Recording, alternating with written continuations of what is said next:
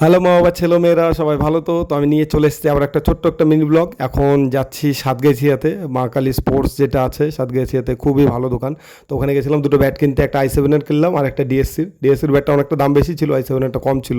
দুটো ব্যাটই খুব ভালো। তো ওখান থেকে ডাইরেক্ট ফিরলাম, ব্যাগপত্র নিয়েই বেরিয়েছিলাম।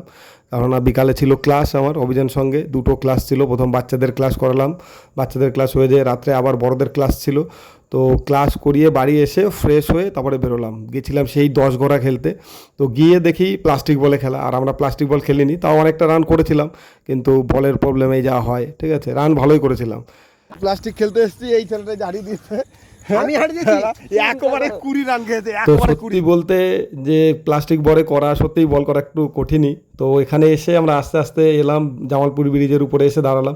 সুন্দর পরিবেশ ছিল, তো একটা ছোট্ট একটা রিল করে নিলাম ওই রাত্রেই। ভালো লাগছিল বেশ, ওখানে অনেকক্ষণ আড্ডা মারছিলাম। তো চলো আজকের মতো রাখ।